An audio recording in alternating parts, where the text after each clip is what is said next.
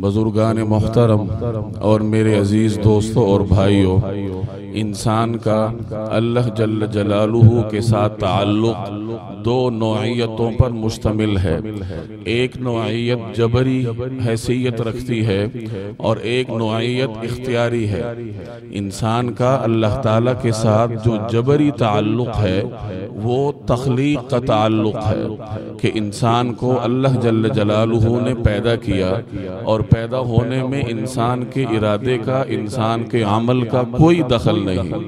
انسان بغیر چاہے، بغیر ارادہ کیے اس دنیا میں آتا ہے، تو یہ پہلا تعلق ہے انسان کا اپنے رب کے ساتھ، جو انسان کے لیے جبری ہے۔ انسان اس تعلق میں مجبور ہے، جس کا ذکر قرآن کریم میں بھی ہے کہ اِنَّا خَلَقْنَا الْإِنسَانَ مِن نُطْفَةٍ أَمْشَاجٍ کہ ہم نے انسان کو ایک ملے ہوئے نطفے سے پیدا کیا۔ لَقَدْ خَلَقْنَا الْإِنسَانَ مِن صَلْصَالٍ مِّنْ حَمَإٍ مَّسْنُونٍ کہ ہم نے انسان کو ایک کھنکتی ہوئی مٹی سے پیدا کیا۔ تو انسان کا اس تعلق میں مجبور ہونا یہ بالکل بدیہی ہے۔ اور دوسرا تعلق جو انسان کا اپنے رب کے ساتھ ہوتا ہے وہ انسان کے اختیار میں ہے، وہ اختیاری تعلق ہے، اور وہ تعلق یہ ہے کہ انسان اللہ جل جلالہ پر ایمان رکھے، اسے ایک مانے، اس پر توکل کرے، اس پر اعتماد کرے، نصرت اگر طلب کرے تو صرف اسی سے طلب کرے، اس کو اپنا بادشاہ تصور کرے، اس کو اپنا خالق تصور کرے، اور اپنے نفع اور نقصان کا محور اللہ جل جلالہ کی ذات کو سمجھے۔ یہ تعلق انسان خود بناتا ہے، یہ انسان کا اختیاری تعلق ہے جسے آپ ایمان کا تعلق کہہ سکتے ہیں، اور اسی تعلق کے بلبوتے پر انسان کی کامیابی اور ناکامیوں کے فیصلے ہوتے ہیں۔ وَمَن يُطِعِ اللَّهَ وَرَسُولَهُ فَقَدْ فَازَ فَوْزًا عَظِيمًا کہ جس شخص نے اللہ تعالیٰ اور اس کے رسول کی اطاعت کی تو اس نے ایک عظیم کامیابی حاصل کی۔ وَمَن زُحْزِحَ عَنِ النَّارِ وَأُدْخِلَ الْجَنَّةَ فَقَدْ فَازَ ہر وہ شخص جس نے اپنے آپ کو آگ سے بچا لیا اور جنت میں داخل کر لیا، فقد فاز تو وہی شخص کامیاب ہے۔ اِنَّ لِلْمُتَّقِينَ مَفَازًا بے شک کامیابی ساری کی ساری متقین کے لیے ہے۔ تو یہ انسان کا اپنے رب کے ساتھ اختیاری تعلق ہے جس کو ایمان کہا جاتا ہے، اور اسی تعلق کے بلبوتے پر انسان کی ابدی کامیابی اور ابدی ناکامی کے فیصلے کیے جاتے ہیں۔ یہی وہ تعلق ہے کہ جس کی برکت سے محشر کے دن آپ کو نامہ اعمال دائیں ہاتھ میں دیا جائے گا، اور آپ خوش ہو کے لوگوں سے کہیں گے ہاؤم اقرؤوا کتابیہ کہ یہ ہے میرا نامہ اعمال، یہ ہے میرا کتابچہ، یہ ہے میری زندگی میں میرا اللہ جل جلالہ کے ساتھ اختیاری تعلق کی رپورٹ، آؤ اور اس کو پڑھو کہ اللہ تبارک و تعالی نے مجھے کیسے کامرانیوں سے نوازا، کتنی کامیابیاں عطا کی، کتنی عزتیں اور رفعتیں عطا کی۔ اور اگر اس تعلق میں انسان کمزور ہے یا اس تعلق کا سرے سے منکر ہے، اپنے اختیار کو استعمال کرتے ہوئے اللہ جل جلالہ کی نافرمانی کرتا ہے یا انکار کرتا ہے، تو بروز قیامت منہ چھپاتا پھرے گا یا لیتنی لم اوت کتابیہ کہ اے کاش مجھے نامہ اعمال ملتا ہی نہ۔ جیسے ایک نالائق طالب علم اپنا نتیجہ اپنے گھر والوں سے چھپاتا پھرتا ہے، اسی طریقے سے ایک نافرمان بندہ قیامت والے دن اپنا نامہ اعمال چھپاتا پھرے گا اور افسوس کرے گا یا لیتنی لم اوت کتابیہ ولم ادری ما حسابیہ کہ اے کاش مجھے یہ نامہ اعمال ملتا ہی نہ۔ یہ آپ کا اپنے رب کے ساتھ اختیاری تعلق ہے جو آپ کے اختیار سے بنتا ہے، آپ کی کوششوں سے پنپتا ہے، آپ کی جد و جہد سے اس کے اندر مٹھاس اور ترقیاں آتی ہیں، اور اسی کو ہم آسان انداز میں ایمان سے تعبیر کرتے ہیں۔ تو معلوم ہوا کہ ایک مومن کی سب سے قیمتی متاع، ایک مومن کا سب سے قیمتی سامان وہ یہ ایمان ہے، ایمان جسے ہم ایمان کہتے ہیں، اور آج مسلمان اس سے غافل ہے۔ ہم کہتے تو ہیں کہ ہم مومن ہیں، یہ قرآن کریم کی آیت میرے اور آپ سے مخاطب ہے کہ یا ایھا الذین آمنوا آمنوا، کہ اے ایمان والو ایمان لاؤ۔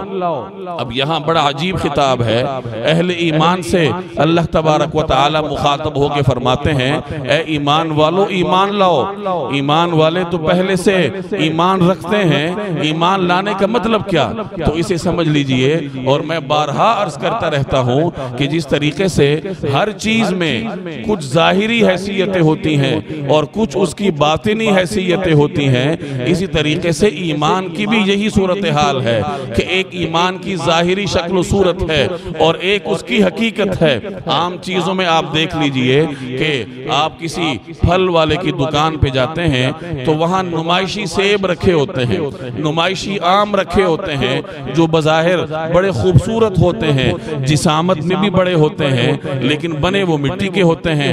اب شکل و صورت تو ان کی آم کی ہے، سیب کی ہے، لیکن حقیقت ان کی آم اور سیب والی نہیں ہے۔ آپ کو غذا نہیں دے سکتے، آپ کو توانائی نہیں پہنچا سکتے، آپ کو فائدہ نہیں دے سکتے۔ تو صورت کچھ اور ہے اور حقیقت کچھ اور ہے۔ صورت اور حقیقت میں بہت بڑی مشابہت بھی ہوتی ہے، لیکن بہت بڑا جوہری فرق بھی ہوتا ہے۔ آپ مردہ عجائب گھر میں چلے جائیں تو وہاں پہ آپ کو مٹی کے بنے ہوئے شیر ملیں گے، چیتے ملیں گے، جنہیں مٹی کی کھال پہنائی جاتی ہے۔ شیر کی کھال مٹی کے دھڑ کے اوپر پہنائی جاتی ہے۔ اب دیکھنے میں تو شیر ہے اور چیتا ہے، لیکن جب آپ قریب میں جائیں گے تو آپ کو حقیقت کچھ اور نظر آئے گی۔ اس کے اندر شیر کی سی طاقت نہیں ہوتی، چیتے کی سی توانائی نہیں ہوتی، ایک مردہ دھڑ ہے جو شیر کی صورت اپنائے کھڑا ہے۔ تو صورت کچھ اور ہے اور حقیقت کچھ اور ہے۔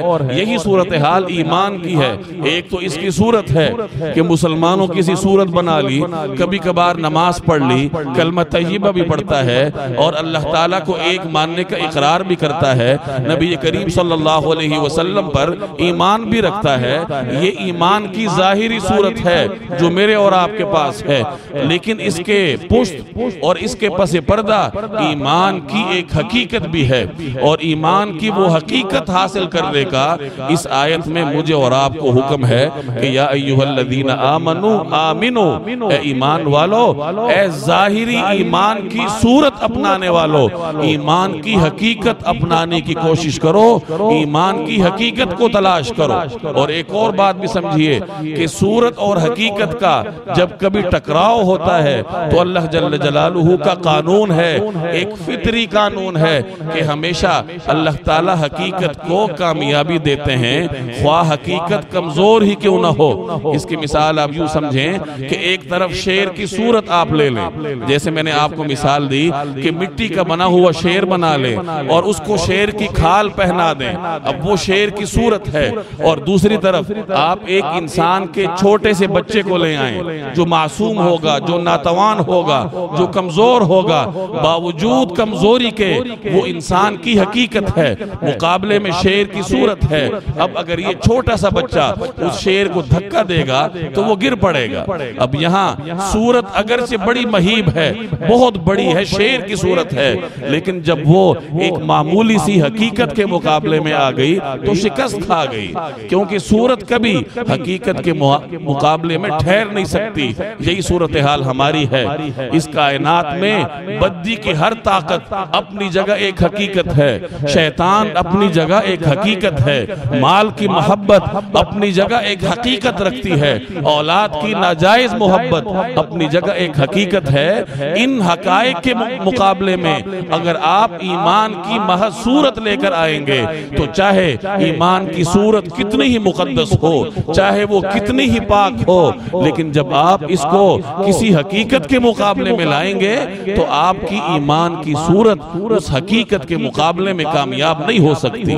ہماری نمازوں میں خشوع اور خضوع کیوں نہیں آتا؟ قرآن کریم کہتا ہے ان الصلاۃ تنہا عن الفحشاء والمنکر، کہ نماز فحاشی اور بے حیائی سے روکتی ہے۔ میں ساری عمر نماز پڑھتا ہوں لیکن نہ مجھے فحاشی سے روکتی ہے نماز، نہ مجھے بے حیائی سے روکتی ہے، نہ میرا ایمان مجھے جھوٹ سے روکتا ہے، نہ مجھے سود کھانے سے روکتا ہے، نہ مجھے چوری کرنے سے روکتا ہے، نہ مجھے لوگوں کا حق مارنے سے روکتا ہے، نہ مجھے ایک عام فرد کا حق مارنے سے روکتا ہے اور نہ حکومت کا حق مارنے سے روکتا ہے، تو اس کی وجہ یہ ہے کہ یہ تمام حقائق ہیں۔ شیطان ایک حقیقت ہے، اس کے مقابلے میں اگر میں ایمان کی محض صورت لے کر آؤں گا کامیابی حاصل نہیں کر سکتا۔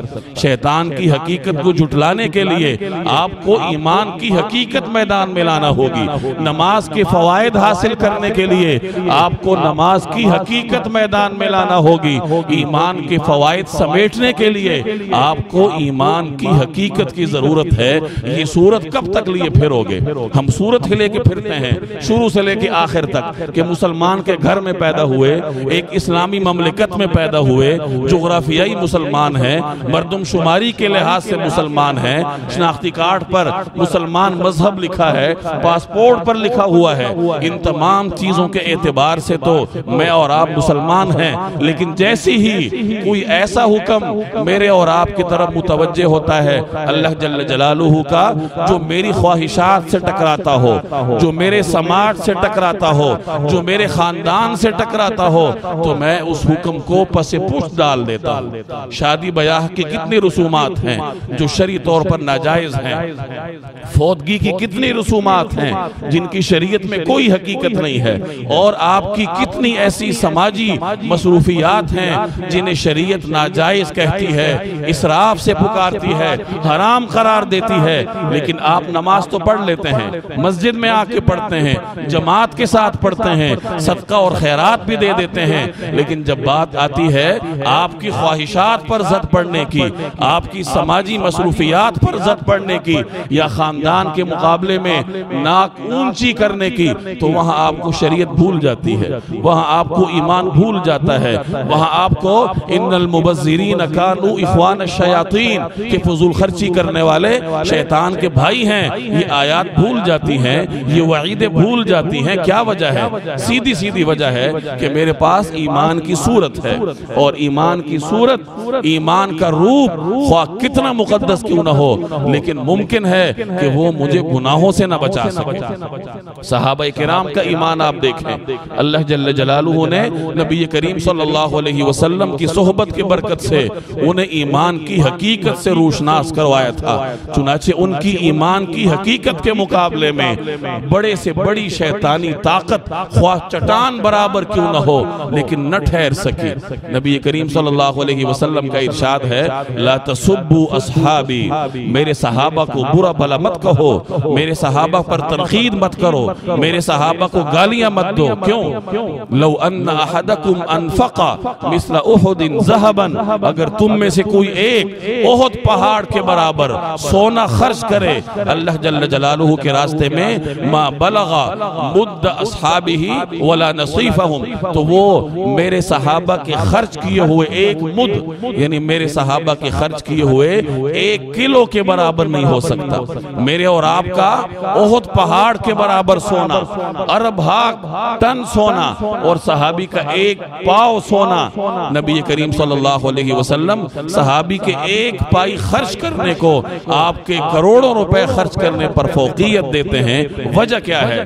وجہ ایمان میں تفاوت ہے، ان کی ایمانی طاقت ہی اس قدر تھی، اللہ جل جلالہ کو ان کا چھوٹے سے چھوٹا عمل مرغوب ہوا کرتا تھا، اور میرے اور آپ کی ایمان کی کمزوری کا یہ عالم ہے کہ ہم کچھ کر لیں لیکن صحابہ کے درجے تک نہیں پہنچ سکتے۔ تو یہ ایمان کی حقیقت ہے۔ ذرا آپ صحابہ کرام کی زندگیاں تو دیکھیں، حضرت خبیب رضی اللہ تعالی عنہ کو مکہ مکرمہ کے قریش نے سولی پر لٹکایا ہوا ہے، اور قریب ہے کہ ان کے جسم میں نیزے پیوست ہو جائیں، کفار تیر اور نیزے تیار لے کر کھڑے ہیں اور وہ سامنے لٹک رہے ہیں۔ اب این ایسی حالت میں ایک کافر آپ سے پوچھتا ہے کہ کیا تم یہ پسند کرتے ہو کہ تم اپنے گھر میں آرام سے چلے جاؤ اور معاذ اللہ نعوذ باللہ تمہاری جگہ ہم محمد صلی اللہ علیہ وسلم کو یہاں لے آئیں؟ عجیب سوال تھا۔ این موت سے پہلے جب ان کو موت کا یقین تھا اور ممکن تھا کہ وہ اگر کافر کی خواہش کے مطابق جواب دے دیتے تو شاید جان بخشی ہو جاتی، لیکن وہاں ایمان کی حقیقت تھی، ایک ایسی حقیقت جس نے ان کو ایک ایمانی جواب دینے پر مجبور کیا۔ چنانچہ فرمانے لگے کہ تم تو یہاں میری جگہ نبی کریم صلی اللہ علیہ وسلم کو لانے کی بات کرتے ہو، حالانکہ مجھے یہ تک گوارا نہیں کہ رسول اللہ صلی اللہ علیہ وسلم کے پاؤں مبارک میں مدینہ منورہ میں اپنے گھر میں کوئی کانٹا چبھ جائے، خبیب کی ہزاروں جانیں جاتی ہیں تو جائیں۔ یہ جواب ان کو ایمان کی حقیقت نے دینے پر مجبور کیا۔ یہ ایمان کی طاقت تھی جس کے سامنے پہاڑ جیسی طاقت بھی ٹھہرنے کی سکت نہیں رکھتی تھی۔ حضرت ابو طلحہ رضی اللہ تعالی عنہ ایک انصاری صحابی ہیں، اپنے باغ میں نماز پڑھ رہے تھے، مشہور واقعہ ہے ان کا، گھنا باغ تھا، نماز پڑھتے پڑھتے ان کی توجہ چلی گئی ایک پرندے کی طرف۔ ایک پرندہ جو باغ میں آ گیا تھا اور اسے واپس جانے کا راستہ نہیں مل رہا تھا، باغ گھنا اتنا تھا۔ ابو طلحہ انصاری نماز پڑھتے پڑھتے اس پرندے کی طرف توجہ چلی گئی، اب جب اور خوش ہونے لگے کہ میرا باغ کتنا گھنا ہے کہ پرندے کو باہر جانے کا موقع نہیں مل رہا۔ اب جب نماز ختم کی تو افسوس ہوا، پشیمانی اور ندامت ہوئی کہ میں اللہ کی بارگاہ میں کھڑا تھا، میری توجہ باغ کی طرف کیسے چلی گئی۔ اب مال کی محبت ایک حقیقت تھی جس کی طرف ان کی توجہ چلی گئی، لیکن ان کو اللہ تعالیٰ نے ایمان کی حقیقت سے سرفراز کیا تھا۔ چنانچہ جیسے نماز سے فارغ ہوئے وہ پورا باغ لا کر نبی کریم صلی اللہ علیہ وسلم کی خدمت میں پیش کر دیا اور صدقہ کر دیا۔ یہ ایمان کی حقیقت تھی۔ ایک اور صحابی ہیں حضرت صہیب رضی اللہ تعالیٰ عنہ، یہ باہر سے آئے تھے، چنانچہ جب ہجرت کر کے مدینہ منورہ جانے لگے تو کفار ان کے راستے میں کھڑے ہو گئے اور کہا کہ تم نے ہجرت کرنی ہے تو کرو، لیکن ہمارے علاقے میں جو مال تم نے کمایا ہے وہ تمہیں لے جانے کی اجازت نہیں ہے۔ اب ایک طرف ہجرت کا معاملہ ہے جو کہ ایمان کی حقیقت کا تقاضا تھا، رسول اللہ صلی اللہ علیہ وسلم کا واضح حکم تھا، اور دوسری طرف ایمان کی محبت، مال کی محبت ہے، لیکن ان کی ایمان کی حقیقت جب مال کے مقابلے میں آئی تو جیت گئی۔ چنانچہ فرمایا کہ تمہارا مال تمہیں مبارک ہو، میں مدینہ جا رہا ہوں۔ یہ ان کے اندر ایمانی غیرت تھی، یہ ان کے ایمان کے حقائق تھے، یہ ان کی ایمان کی مضبوطیاں تھیں۔ حضرت ابو سلمہ رضی اللہ تعالی عنہ معروف صحابی ہیں، ہجرت کر کے جانے لگے تو ان کی اہلیہ ان کے ساتھ تھی۔ قریش نے ان کا راستہ روکا اور کہا ہجرت کرنی ہے تو کرو، لیکن ہماری لڑکی کو ساتھ نہیں لے کے جا سکتے۔ حضرت ابو سلمہ نے فرمایا کہ ہجرت تو مجھے کرنی ہی ہے اور یہ اپنے پاس رکھ لو، اور انہوں نے یہ سوچا ہوگا کہ اللہ تعالیٰ اس کے لیے کوئی راستہ پیدا کر لے گا، بیوی کو چھوڑ کے ہجرت کر کے چلے گئے۔ یہ ان کی ایمان کی حقیقت تھی، یہ ایمان کی طاقت تھی کہ رسول اللہ صلی اللہ علیہ وسلم کا حکم جب ایک مرتبہ آ جاتا، اللہ جل جلالہ کا کوئی تقاضا جب ان سے متعلق ہو جاتا تو اس حکم کو پورا کرنا ہے، اللہ تعالیٰ کے اس مطالبے کو پورا کرنا ہے۔ مال جاتا ہے تو جائے، اولاد قربان ہوتی ہے، بیوی قربان ہوتی ہے تو ہو جائے، لیکن نبی کریم صلی اللہ علیہ وسلم کے حکم پر آنچ نہ آنے پائے۔ یہ ان کے ایمان کی حقیقت تھی، اور ایمان کی اس حقیقت تک اگر وہ پہنچے تھے تو اللہ جل جلالہ نے ان کو ایمان کی حلاوت بھی نصیب کی تھی۔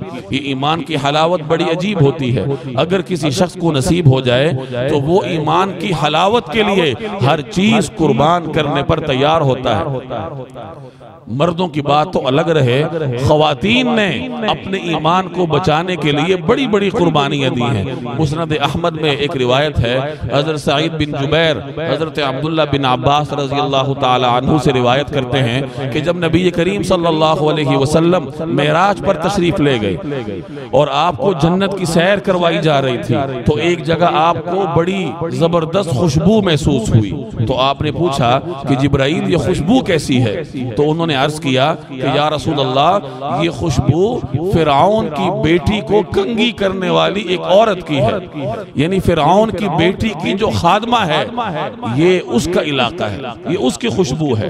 تو نبی کریم صلی اللہ علیہ وسلم نے اس کی تفصیل دریافت کی کہ اس کی بیٹی کی خادمہ کون تھی، تو حضرت جبرائیل نے عرض کیا کہ فرعون کی بیٹی کی ایک خادمہ تھی جو اس کے بالوں میں کنگھی کیا کرتی تھی، اور وہ حضرت موسیٰ علیہ السلام پہ ایمان لا چکی تھی۔ اب ایک مرتبہ وہ فرعون کی بیٹی کو کنگھی کر رہی تھی کہ کنگھی نیچے گر گئی، تو اس نے کنگھی اٹھاتے ہوئے بسم اللہ پڑھی کہ شروع اللہ کے نام سے، تو فرعون کی بیٹی چونک اٹھی، کیونکہ اس کا باپ تو وہ شخص تھا جو یہ دعویٰ کیا کرتا تھا انا ربکم الاعلی، لوگوں سے کہتا تھا کہ میں تمہارا اعلیٰ ترین رب ہوں، تو فرعون کی بیٹی نے کہا کہ میرے باپ کا نام لو، میرے باپ کے نام سے اٹھاؤ، یہ تم نے کس کا نام لیا ہے؟ تو اس خادمہ نے کہا کہ میں نے اس ذات کا نام لیا ہے جو تیرا بھی رب ہے، تیرے باپ کا بھی رب ہے۔ تو اس نے کہا میں جا کے اپنے باپ کو بتاؤں؟ تو اس نے کہا بتاؤ۔ جب ایمان کی حلاوت آ گئی تو کسی چیز کی کیا پرواہ۔ جب فرعون کو خبر دی گئی تو فرعون نے اسے بلایا اور کہا کہ اپنے ایمان سے باز آ جاؤ، لیکن جب یہ باز نہ آئی تو فرعون نے سزا سنائی کہ ایک کڑھائی لائی جائے بہت بڑی، اس کے اندر تیل کو ابالا جائے اور اس کے تمام بچوں کو ایک ایک کر کے اس کے سامنے پھینکا جائے اور آخر میں اس کو بھی پھینکا جائے۔ اس نے یہ سزا منظور کی اور کڑھائی منگوائی گئی، اس کے سامنے تیل ابالا گیا۔ اس نے ایک ہی مطالبہ کیا اور کہا کہ جب میں اور میرے بچے مر جائیں تو جو ہڈیاں سامنے آئیں، گوشت تو جل جائے گا، تو وہ ہڈیاں ساری اکٹھی دفنانا۔ کیسا عجیب مطالبہ تھا۔ تو فرعون نے کہا یہ مطالبہ ہم مان لیتے ہیں۔ اس کے سامنے اس کے پہلے بچے کو آگ میں کھولتے ہوئے تیل میں ڈالا گیا، جو لمحوں میں ہڈیاں بن کے سامنے آ گیا۔ دوسرے کو ڈالا گیا، تیسرے کو ڈالا گیا، اس کی تمام اولاد کو ایک ایک کر کے اس کھولتے ہوئے تیل میں ڈالا گیا۔ آخر میں ایک چھوٹا بچہ تھا جو دودھ پیتا تھا، اس کی گود میں تھا۔ جب اس کو اٹھا کے ڈالنے لگے تو اس کا دل کچھ ڈگمگایا کہ تمام بچے تو جان سے گئے، یہ دودھ پیتا بھی جان سے جا رہا ہے، کچھ ڈگمگایا۔ اب جیسے ہی اس کا دل ڈگمگایا، وہ دودھ پیتا بچہ اللہ تعالیٰ کی قدرت سے بول اٹھا اور کہنے لگا اے میری ماں، یاد رکھو آخرت کا عذاب دنیا کے اس عذاب سے سخت ہے۔ چنانچہ چھوٹے بچے کی اس بات پہ اللہ تعالیٰ نے اس کے دل کو ثابت قدم رکھا اور چھوٹا بچہ بھی جان سے گیا اور وہ خود بھی جان سے گئی، لیکن ایمان کے دامن کو ہاتھ سے نہ چھوڑا۔ یہ ایمان کی حلاوت ہوتی ہے کہ جب آدمی کو ایک مرتبہ نصیب ہو جائے، آدمی ایک مرتبہ ایمان کی مٹھاس کو چکھ لے تو اس کے لیے دنیا کی ہر چیز ہیچ ہو جاتی ہے، وہ ہر چیز قربان کرنے کے لیے تیار ہوتا ہے ایمان کی قیمت پر، ایمان پہ زد نہیں آنے دیتا۔ اب یہ رمضان کا مہینہ ہے، قرآن کریم میں اس کے بارے میں فرمایا گیا کتب علیکم الصیام کما کتب علی الذین من قبلکم لعلکم تتقون۔ اے لوگو تمہارے اوپر یہ روزے فرض کیے گئے جیسے پچھلے لوگوں پر فرض کیے گئے تھے تاکہ تم تقوی حاصل کرو۔ تقوی کا مطلب کیا ہے؟ تقوی کا مطلب ایمان کی حلاوت ہے۔ تمہارے دل میں اللہ تعالیٰ کا خوف اترے گا، تمہارے دل میں تقوی اترے گا اور خشیت پیدا ہوگی تو خود بخود ایمان کی مٹھاس پیدا ہوگی، ایمان کی حلاوت پیدا ہوگی، اور ایمان کی یہ حلاوت انسان کو کسی گناہ کی طرف جانے نہیں دیتی۔ ایمان کی حلاوت کو حاصل کرنا آسان نہیں ہے، ایمان کے تقاضوں پر عمل کرنا آسان نہیں ہے۔ وہ فارسی زبان کا ایک شعر ہے کہ چمی گویم مسلمانم بلرزم کہ دانم مشکلات لا الہ را، کہ جب میں کہتا ہوں کہ میں مسلمان ہوں تو میں لرز اٹھتا ہوں کیونکہ میرے سامنے لا الہ الا اللہ کلمے کی مشکلات آ جاتی ہیں۔ جب انسان کلمہ پڑھتا ہے اور لا کر دیتا ہے کہ لا الہ الا اللہ، اللہ کے سوا کوئی معبود نہیں ہے، تو اسے نفی کرنی پڑتی ہے اپنی دولت کی بھی، اپنی جائیداد کی بھی، اپنی اولاد کی بھی، اپنے منصب کی بھی، اپنے پروٹوکول کی بھی، ہر چیز کی اس کو نفی کرنی پڑتی ہے، اور ایک اللہ جل جلالہ کی اطاعت کے لیے اسے تیار ہونا پڑتا ہے۔ اور اللہ جل جلالہ کی اطاعت کے راستے میں اگر اس کا منصب حائل آتا ہے وہ منصب چھوڑ دیتا ہے، اس کی اولاد حائل آتی ہے وہ اولاد چھوڑ دیتا ہے، اس کی دولت حائل آتی ہے وہ دولت چھوڑ دیتا ہے، لیکن اللہ جل جلالہ کا دامن وہ ہاتھ سے نہیں جانے دیتا۔ یہ نظریہ اس وقت پیدا ہوتا ہے جب انسان کا ایمان مضبوط ہوتا ہے۔ یہ رمضان کے چند دن میرے اور آپ کے ہاتھ میں ہیں۔ رمضان کا عطر اور خلاصہ یہ چند دن رہتے ہیں جو آپ کے پورے سال کا خلاصہ ہے۔ ان چند دنوں میں اپنے اللہ سے اپنا تعلق قائم کریں، اللہ جل جلالہ کے ساتھ رابطہ مضبوط کریں، یہ ظاہری ایمان کو ایمان کی حقیقت میں تبدیل کریں، صحابہ کی زندگیوں کا مطالعہ کریں تاکہ اللہ تبارک و تعالی مجھے اور آپ کو بھی ان کا ایمان نصیب کرے۔ اگر ہم اس رمضان کی ان گھڑیوں میں ایمان کی حقیقت کو تلاش کرنے میں، اس کو حاصل کرنے میں کامیاب ہو گئے تو پھر رمضان ہمارے لیے قیمتی ہے۔ ورنہ ہمارے روزوں کو، ہمارے روزوں کی اللہ تعالیٰ کو حاجت نہیں ہے، ہمارے صدقات کی اس کو حاجت نہیں ہے۔ اس نے یہ دیکھنا یہ ہوتا ہے کہ میرا یہ بندہ میرے راستے میں میرے حکم پر اپنی خواہشات کتنی قربان کرتا ہے، اور خواہشات جب ہی قربان ہوں گی جب آپ کا ایمان مضبوط ہوگا۔ اللہ جل جلالہ مجھے اور آپ کو عمل کرنے کی توفیق عطا فرمائے۔ وما علینا الا البلاغ المبین۔